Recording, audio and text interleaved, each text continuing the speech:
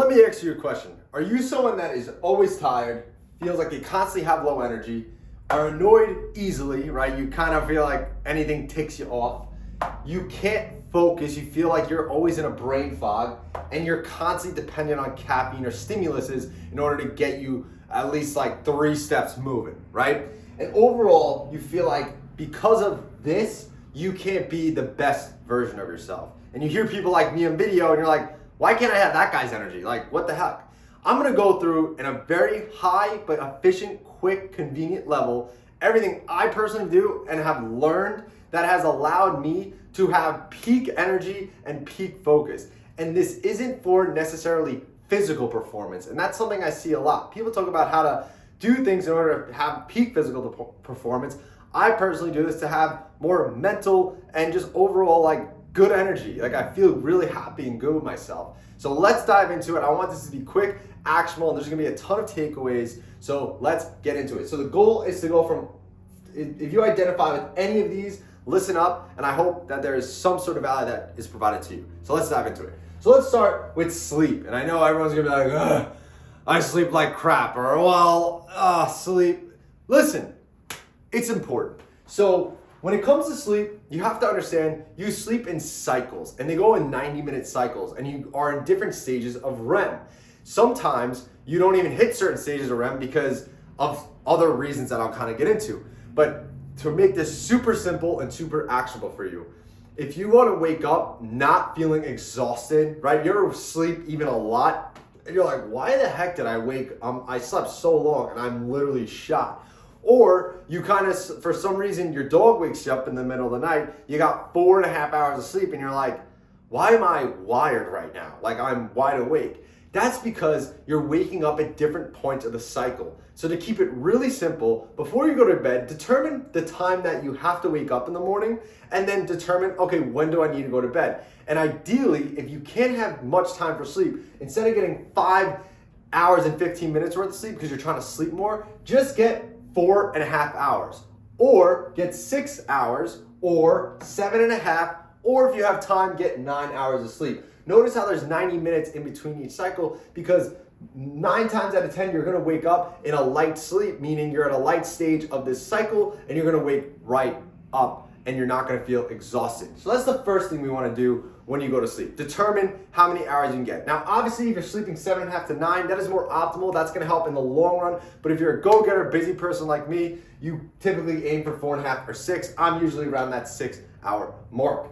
Now, another thing that helps you fall asleep and decompress is no phone 30 minutes before sleeping. Another reason to that is because typically on your phone, when you're doom scrolling along TikTok or Instagram or Facebook or reading the news or emails, there can be things that catch your attention that are upsetting or dramatic, or it's the LA fires, right? Something that is gonna cause you stress. And yes, you might not be like, well, it's not affecting me. It's still affecting you. It might bring you to a state where you're in fight or flight in such micro increments. It's actually gonna cause your body to get tense and stressed. So to decompress and actually relax yourself, it's a really good idea to put your phone away. And sometimes you can take it as far as like put it in the other room. That's something I personally do.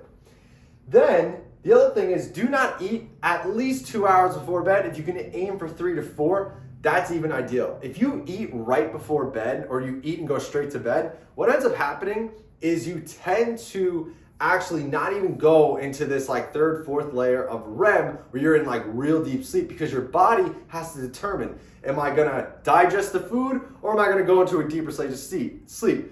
100% of the time, it's going to focus on digesting the food. So your body's actually working as you're sleeping and can't fully rest. So try not to eat before bed. Then, in order to not get up in the middle of the night multiple times to pee, it's important to hydrate throughout the day, which I'll kind of touch on more. And then try to not drink like water or something like an hour before bed if possible. Or if you are gonna drink water, take sips and actually keep the water in your mouth for like 30 seconds, because it's gonna psychologically trick your mind to think that you're getting more hydrated than you actually are ingesting water. Then another thing, this is taken it to an extreme, I personally do, is I wear a nose strip to open up my nasal cavities if you feel like you have a deviated septum or you just can't nasal breathe. And consider buying mouth tape because when you are nasal breathing, you're getting more nitric oxide, which is really efficient just for your overall health and oxygen, and it's gonna allow you to get into a deeper sleep than mouth breathing, which is I'm historically known for. But thanks to my amazing girlfriend, she told me straight up, bro, you're a mouth breather, and it's kind of giving me the ick. So I tape my mouth closed. There's brands like Hostage Tape, yes, that's the brand. I've been using it for a long time, and it trained me to become a nasal breather, and it absolutely changed my sleeping game. And then last is having some sort of sound machine. If you feel like you're light sleeping, you're always getting awake, or having some sort of fan.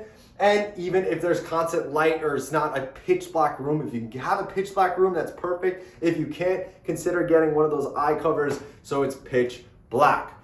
You do one out of these many things I just went over, your sleep will improve. You do more than one, you're gonna sleep even better. So let's move on.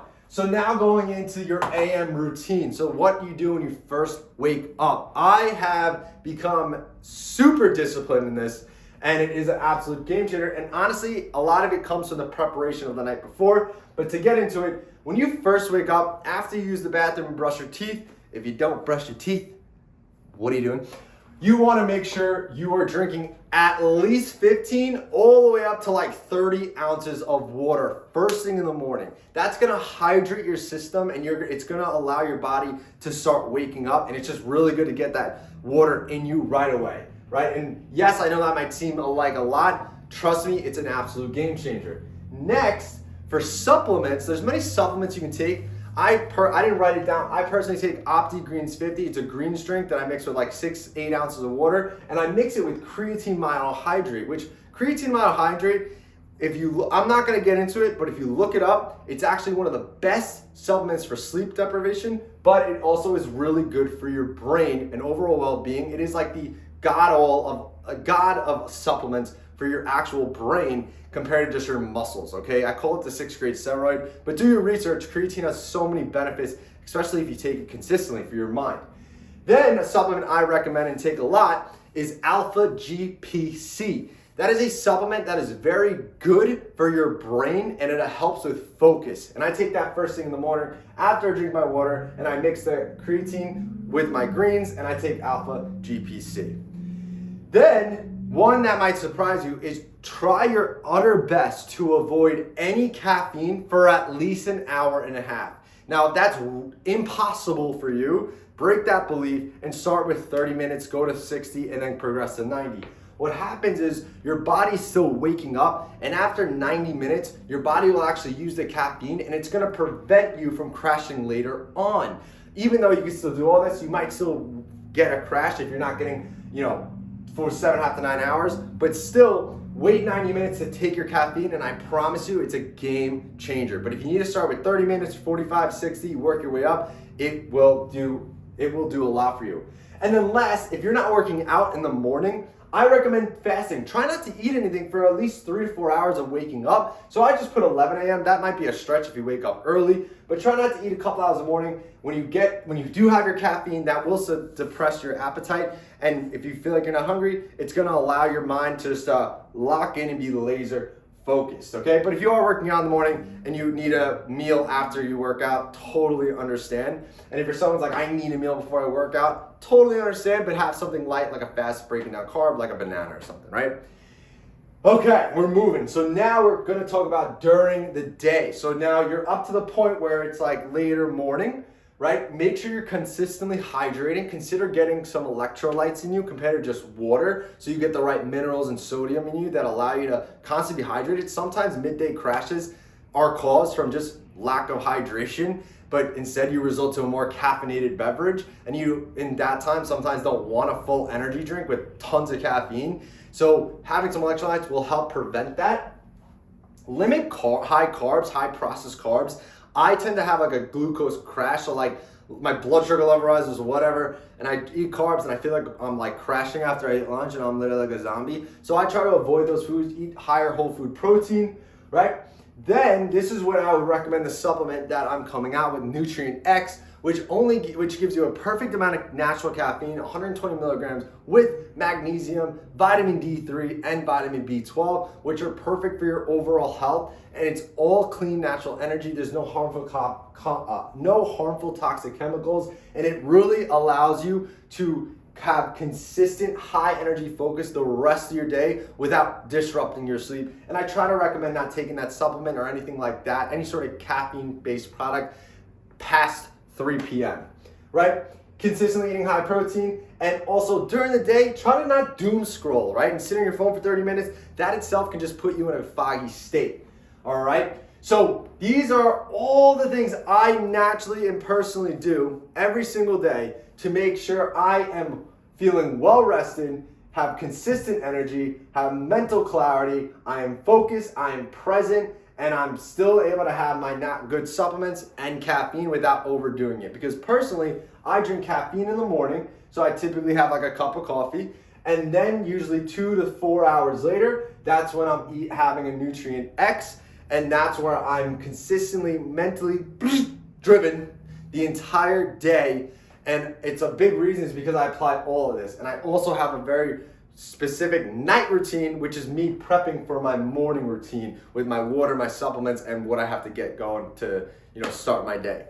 So I know that was a lot, but I hope that was super valuable. And if you're someone who, like I said, is feeling labels with feeling tired, has low energy, you feel like you just you're moody, a lot of these tips can do wonders, and taking good supplements can be a game changer, but making sure they're the right supplements and you're not just taking stuff that some influencer told you to take. So if you like this video or find value, comment below what the number one thing you're gonna try to do based on what I taught. And if you have questions, please feel free to comment. Like the video, subscribe, that means wonders. I have a goal of hitting 50 YouTube subscribers by March 31st, 2025, the end of Q1. I'm pretty much like halfway there. I think I got 25 subscribers today. I mean, one subscriber who made it 25. Woo, love that. So thank you so much for watching, and I'll see you in the next video.